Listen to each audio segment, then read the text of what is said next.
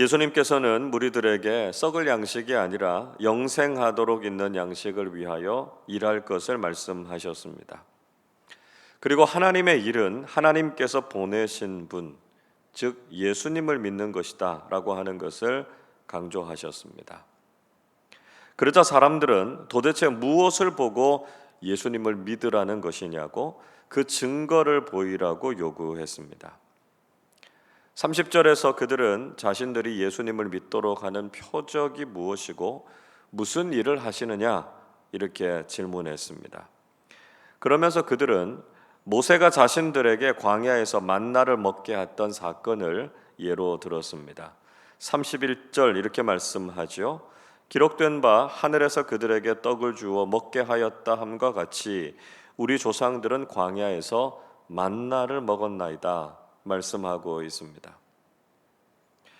그들은 조상들이 과거에 하늘에서 내리는 만나를 먹은 사건을 회상했습니다. 그리고 예수님께서 모세처럼 이렇게 만나라도 내리게 할 수 있느냐 이렇게 물었습니다. 사실 이미 예수님께서 오병이어의 기적을 베풀어 주시지 않았습니까? 광야에서 만나를 먹은 것처럼 오병이어로 5,000명 이상이 먹는 기적을 경험하고도 그들은 또다시 표적을 구하고 있었습니다. 예수님께서는 그 떡을 주신 분이 모세가 아니라 하나님이시다라고 하는 것을 분명히 말씀해 주고 계시죠. 32절 이렇게 말씀합니다. 예수께서 이르시되 내가 진실로 진실로 너희에게 이르노니 모세가 너희에게 하늘로부터 떡을 준 것이 아니라 내 아버지께서 너희에게 하늘로부터 참떡을 주시나니. 예수님께서는 유대인들의 눈을 모세에게서 하나님께로 옮겨 놓으셨습니다. 유대인들은 모세라고 말하면 마치 절대적인 존재처럼 받아들였습니다. 그러나 모세도 하나님의 손에 들려진 나무 막대기에 불과했습니다. 분명히 모세가 하나님의 사람으로 쓰임을 받았다는 것은 중요한 것이지만 모든 것을 이루신 분은 하나님이시라는 것이죠. 우리가 사람에게 가려서 하나님을 보지 못하면 안 된다는 것입니다. 우리는 모든 것을 이루시는 분이 하나님이시다라고 하는 것을 분명히 고백해야 하는 것이죠. 예수님께서는 하나님께서 하늘로부터 참떡을 주신다 말씀하셨습니다. 33절 보십시오. 하나님의 떡은 하늘에서 내려 세상에 생명을 주는 것이니라. 예수님께서는 떡은 하나님께서 하늘에서 내려주시는 것임을 강조하셨습니다. 즉 우리의 모든 육신적인 필요와 영적인 필요는 모두 하나님께서 채워주시는 것이다 말씀하고 계신 것이죠. 우리가 여기에 대한 분명한 믿음이 있어야만 하나님의 자녀답게 이 세상을 살아갈 수 있습니다.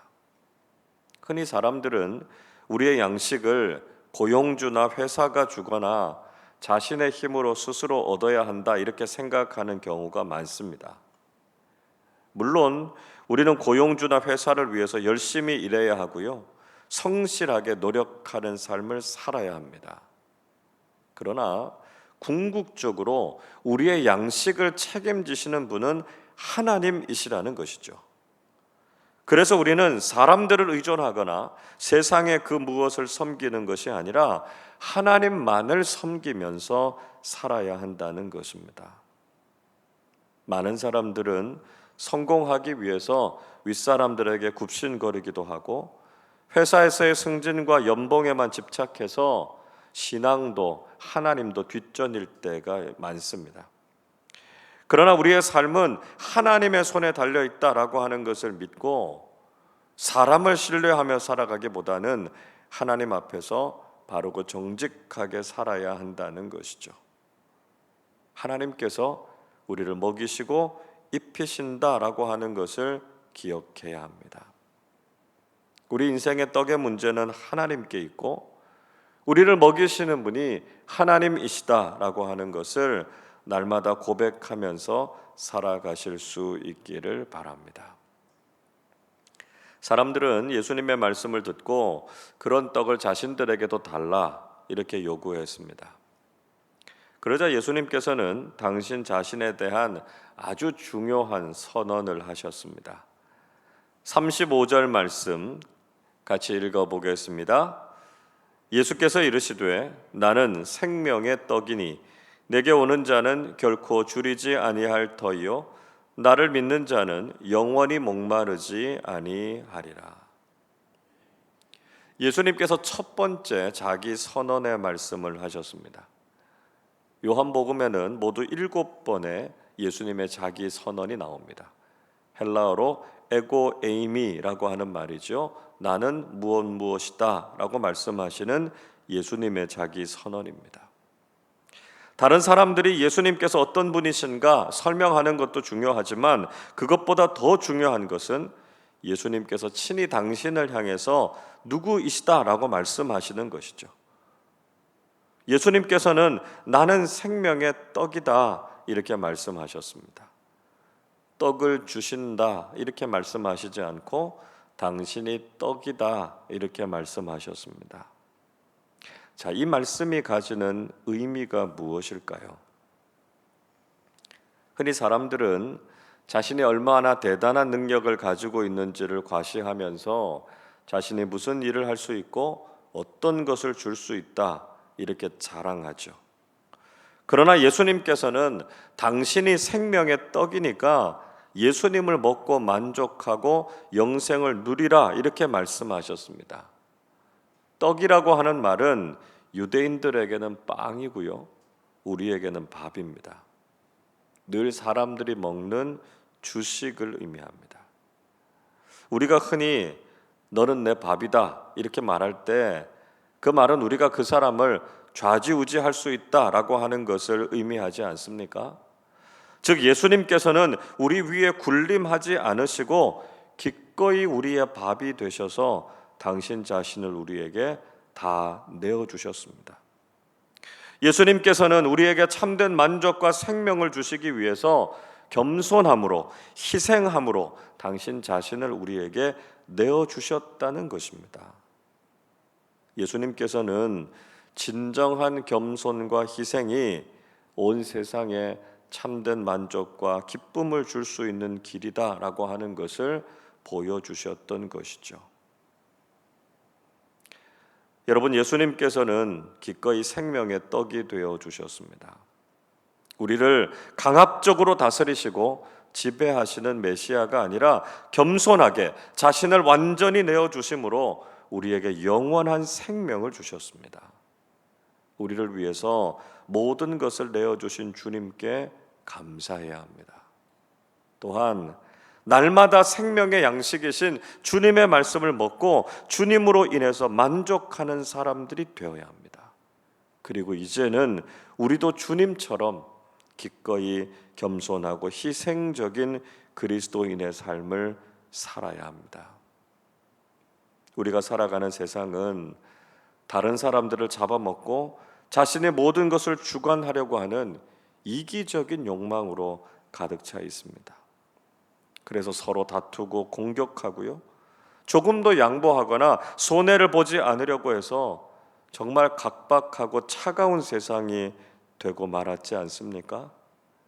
그러나 주님처럼 자신을 내어주고 섬기는 그리스도인들이 있을 때 세상은 기쁨과 만족을 얻게 되고 사랑과 은혜를 누리게 된다는 것입니다.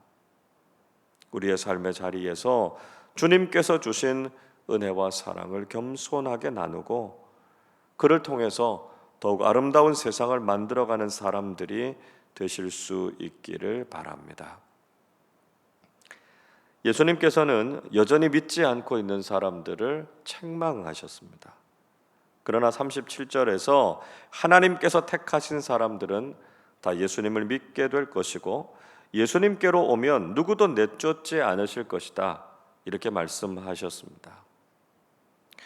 즉 구원은 하나님의 주권에 놓여 있는 것이고요, 그 구원의 은총에서 예외가 될 사람들은 아무도 없다라고 하는 것을 말씀하신 것이죠.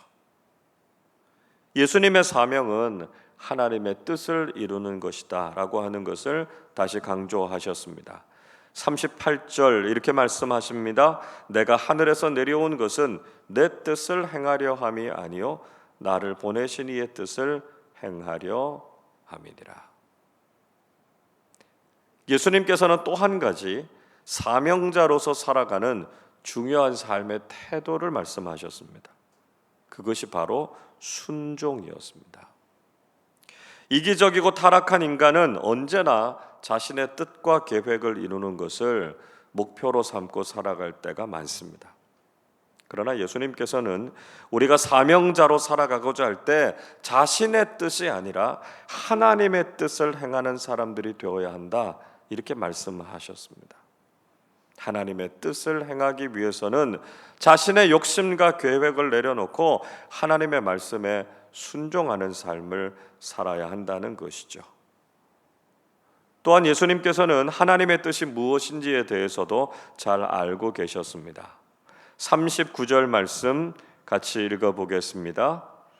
나를 보내신 이의 뜻은 내게 주신 자 중에 내가 하나도 잃어버리지 아니하고 마지막 날에 다시 살리는 이것이니라. 예수님께 주신 하나님의 뜻은 단 한 사람도 잃지 않고 마지막 날에 다 구원하시는 것이다 말씀하셨습니다. 40절에서도 한 번 더 반복하시죠. 내 아버지의 뜻은 아들을 보고 믿는 자마다 영생을 얻는 이것이니 마지막 날에 내가 이를 다시 살리리라 하시니라. 예수님께서 오신 목적은 예수님을 보고 믿는 모든 사람들이 영생을 얻는 것이다 말씀하셨습니다. 하나님의 뜻은 분명합니다. 그것은 예수님을 믿고 모든 사람들이 구원에 이르는 것입니다. 마지막 날에 한 사람도 그 구원에서 낙오가 되지 않고 택하신 모든 사람들이 구원의 은총을 누리는 것이 하나님의 뜻이고 하나님의 목적이라는 것이죠. 여러분, 우리는 생명의 떡이 되시는 예수님을 통해서 영생을 얻게 되었습니다. 하나님께서 우리를 위해서 예수님을 보내주셔서 우리로 하여금 그분을 믿게 하셨습니다. 예수님은 겸손과 희생으로, 사랑과 순종으로 맡겨주신 사명을 온전히 감당하셨습니다. 우리는 그 주님을 믿고 구원을 받아서 영원한 생명과 만족을 누리면서 사는 사람들이 되어야 합니다.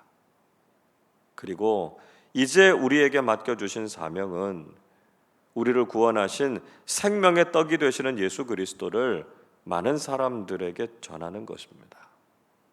주님처럼 겸손과 순종으로 우리에게 맡겨주신 복음을 전하는 사명을 잘 감당하는 사람들이 되실 수 있기를 바랍니다. 우리 자신을 위한 뜻과 계획을 다 내려놓고 오직 하나님의 뜻을 위해서 헌신하는 믿음의 사람들이 되실 수 있기를 바랍니다. 그래서 오늘도 생명의 떡이신 예수님으로 인해서 만족하고 주님의 복음을 사람들과 함께 나누면서 풍성한 생명과 넘치는 기쁨을 누리며 살아가는 우리 모두가 되시기를 주님의 이름으로 축원합니다. 기도하겠습니다. 생명의 떡이 되시는 예수 그리스도를 통해서 영원한 생명과 참된 만족을 허락해 주신 하나님께 감사와 찬양을 드립니다. 우리 삶의 모든 필요를 채워주시는 분은 오직 하나님 한 분뿐이심을 깨닫게 하시고 세상과 사람들에게 머리를 조아리는 것이 아니라 하나님의 말씀에 순종하는 사람들이 되게 하여 주시옵소서. 예수님께서 생명의 떡이 되셔서 겸손하게 당신의 모든 것을 내어주신 것처럼 우리도 만나는 사람들에게 우리 자신을 주장하지 않고 기꺼이 내어주며 헌신하는 삶을 살아서 생명의 떡이신 예수 그리스도를 전하는 삶 살게 하여 주옵소서. 오늘 하루를 살아가는 저희들의 삶이 오직 하나님의 뜻과 목적을 이루어가는 삶 되게 하여 주시고 겸손함으로 순종함으로 주님을 따라가는 사명자들로 살게 하여 주옵소서. 감사드리며 우리 주님 예수 그리스도의 이름으로 기도하옵나이다. 아멘.